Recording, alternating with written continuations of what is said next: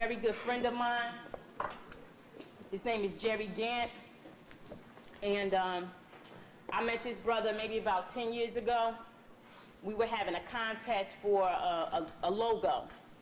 We wanted a logo that would represent our organization, so we were looking for artists. And this was one of the brothers that submitted some artwork, and it was hot. And we didn't have a choice but to take him up on that. And since then, you've probably seen some of his work when you're walking down the streets. Detox the ghetto. Love, not hate. I'll let him share his story with you. Please give him a round of applause.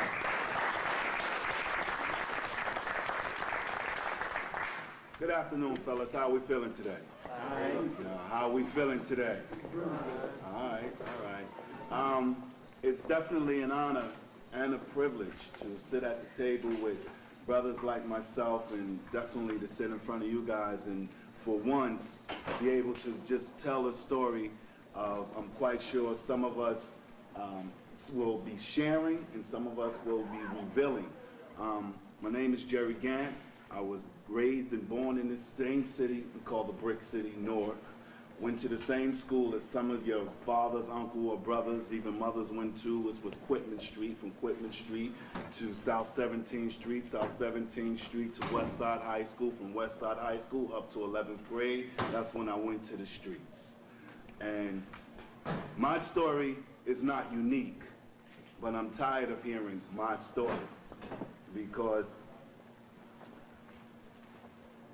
I was under the school of thought that street knowledge was going to be enough to get me through life, you know. And as I'm becoming more in depth into the street knowledge, you know, like Candy has spoken earlier, some of the things that some of the brothers and some of the sisters are doing today is not a new thing, it's just a reoccurring theme. Well, for me, by being in the streets, when I was younger, in high school age, I was exploring with doing a little doodling and drawing. And at the time, nobody in my family or nobody in my block who I knew was an artist besides the other guys in the class. And we used to have comic book illustration contests, you know, see who could draw the best Batman and Superman. But it wasn't until in my street knowledge and running in the streets that I went to New York. New York exposed me to something that was called graffiti. And that intrigued me, because I didn't know, you know, who does this, you know? What is this? Because where I live at in Newark, nobody wasn't doing anything of any artistic expression.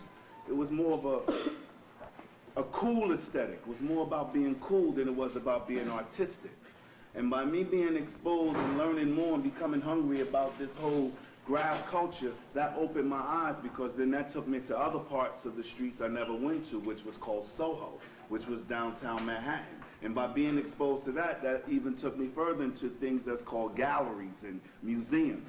And the beauty of it was that I started seeing people that looked like me doing paintings, doing the same kind of little drawings that I thought was, you know, nothing around the household, being on scraps of paper. My mother would always say, "What is this junk you doing?"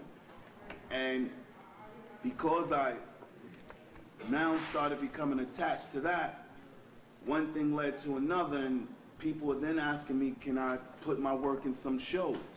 Friends was coming up to me asking me to put their names on t-shirts. Friends was then coming up asking me, could I do posters and things of that nature. And I didn't know there was a career called, you know, graphic arts. I didn't know what this was a career. I didn't know the same things that some of us look down and think isn't worth anything could be the same thing that saved my life. Because this November, I'll be 42 years old. And if I were to have a class reunion of my generation, it would probably look, out of the whole room full of class, it'd be about the size of this table. Because a lot of my friends, my close friends who I ran up with, they're not here any longer. They're either, you know, the same story. However, for those of us that keep moving on, when we see each other, it really is something that we get together and like basically feel proud about.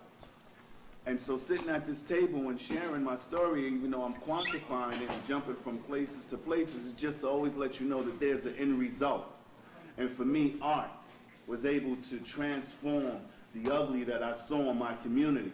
And she said it, yeah, when people meet me and there's like, you're a graffiti artist?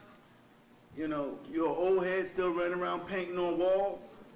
You still gotten cops chasing you down because you did something up? And I'm like, yes, because this is where I live at. And if I try to give it to you on a piece of paper, 9 times out of 10, you're gonna ball it up and throw it in the garbage. So I figured a long time ago, if I put it up on a wall, embedded in concrete, sooner or later you're gonna read it. And sooner or later it's gonna make a little bit more sense. And sooner or later, you may even decide to throw your name right next to mine. And sooner or later, we'll start communicating, and then I'll bring you into my world and take you to my gallery and show you the things that I've done and introduce you to 353s, and introduce you to tweed wear, and introduce you to the street doctor, because they taking these things and taking it to another level to saying we too can do something positive with all this good energy. And that's basically my story. I am a self-taught artist who went to school and finished. I am a man who was raised and born in the same city, facing the same odds, and I'm dealing with them every day. And I'm the same person that believes that everybody in here, everybody in this room, have the possibility and